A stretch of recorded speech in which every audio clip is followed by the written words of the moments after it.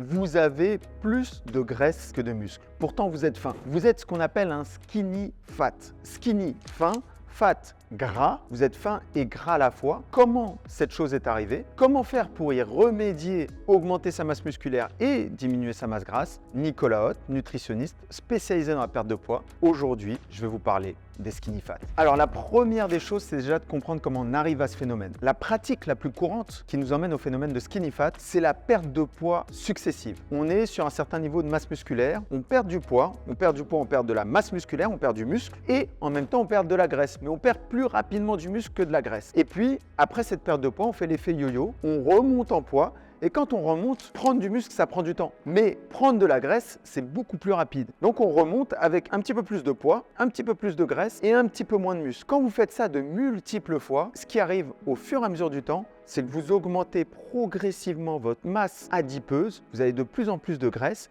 et vous avez de moins en moins de muscles. Le deuxième des phénomènes qui tend vers le skinny fat, c'est la pratique de musculation avec un objectif de prise de masse, mais avec une pratique de la musculation pas suffisante, que ce soit en termes de quantité ou d'intensité, pour vraiment provoquer l'accroissement musculaire. Donc vous souhaitez prendre de la masse musculaire, vous mangez un petit peu plus, vous prenez un petit peu plus de poids que le poids que vous faisiez avant, vous faites de la musculation, mais sans vraiment créer du muscle. Et ce qui se passe, c'est qu'au fur et à mesure du temps, vous augmentez votre masse grasse, vous augmentez votre masse musculaire, mais vous augmentez votre masse musculaire de ça, alors que vous augmentez votre masse grasse de ça. Et donc finalement, sans être devenu trop lourd, vous avez augmenté votre masse grasse, vous avez peu augmenté votre masse musculaire et vous êtes resté skinny, plutôt maigre, mais en même temps gras. Alors comment y remédier? La première des choses, c'est de commencer un programme de musculation sérieux. 3 à 4 fois par semaine, vous allez aller en salle de musculation et vous allez travailler la totalité de votre corps. Alors la totalité de votre corps, c'est quoi? Vous allez travailler le buste, vous allez travailler le dos, vous allez travailler les jambes. À chaque fois que vous allez aller à la salle de musculation, vous allez travailler la totalité de votre corps. Bien évidemment, vous pouvez faire une routine split, mais je vous garantis que pour la plupart des gens qui sont skinny fat, la plupart des gens qui sont débutants dans la pratique de musculation, vous avez tout intérêt à augmenter la fréquence d'entraînement, le nombre d'entraînements que vous faites sur le corps, et donc vous avez tout intérêt à travailler le corps en entier à chaque séance de façon à maximiser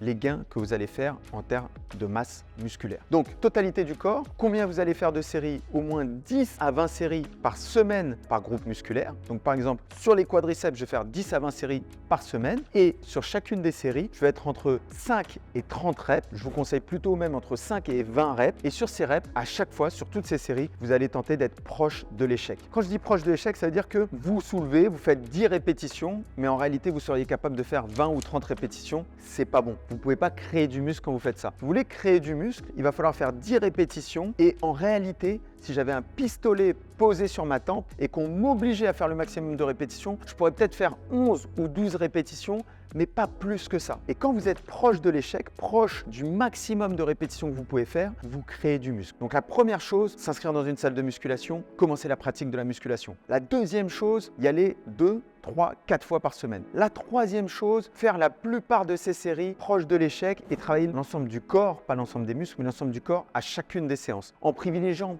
de manière globale des exercices polyarticulaires, du squat, du développé couché, du soulevé de terre, des tractions, des exercices qui font travailler l'ensemble des chaînes motrices du corps. Ensuite, la deuxième chose, c'est que d'un point de vue de l'alimentation, vous allez rajouter des protéines dans votre alimentation. Et je vous recommande d'aller regarder nos vidéos sur la protéine si vous voulez plus de précision sur ce sujet. Mais globalement, vous allez consommer entre 1,6 et 2,2 grammes de protéines par kilogramme de poids de corps par jour. Comment vous allez faire ça? Vous allez mettre de la protéine à chacun de vos repas. Chacun de vos repas, vous aurez une source de protéines.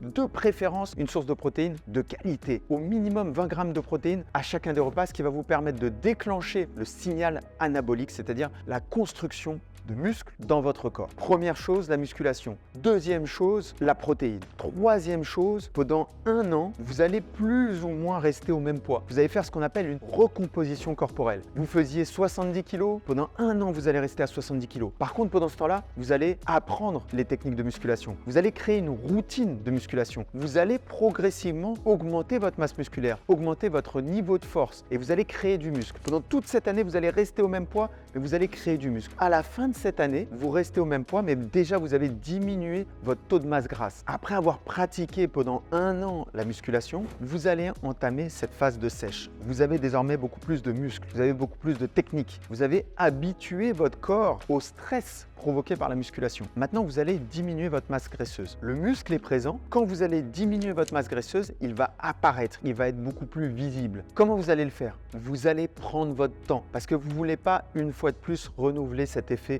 yo-yo. Donc vous allez prendre votre temps, vous allez perdre maximum 1% de votre poids de corps par semaine. Vous allez faire ça pendant un maximum de 12 semaines, maximum de 3 mois d'affilée et vous allez progressivement perdre du gras. Quand vous aurez perdu ce gras, soit vous serez arrivé au poids de corps que vous souhaitez arriver, à votre masse musculaire où vous souhaitez être, à votre masse grasse où vous souhaitez être, ou vous allez tout simplement renouveler le processus, regagner un petit peu de muscle, reperdre un petit peu de gras et progressivement au fur et à mesure du temps, améliorer votre composition corporelle. Mon conseil, la première des choses, si vous voulez être capable de faire de la musculation, de pratiquer, vous devez l'intégrer dans votre mode de vie, dans vos habitudes. Vous devez peut-être développer des habitudes de vie qui sont différentes de celles que vous avez à l'heure actuelle. Peut-être vous coucher plus tôt, commencer à faire attention à son alimentation, consommer plus de protéines, plus régulièrement, des protéines de meilleure qualité, aller à la salle de sport 2, 3, 4 fois par semaine et puis ne plus chercher de raccourcis, mais réellement prendre son temps pour transformer son physique au fur et à mesure du temps, améliorer sa composition corporelle, améliorer sa santé et améliorer ses performances. Si vous voulez d'autres infos sur la musculation, sur la créatine, sur la protéine, sur la prise de masse ou sur la recomposition corporelle, retrouvez-moi dans d'autres vidéos chez MyProtein.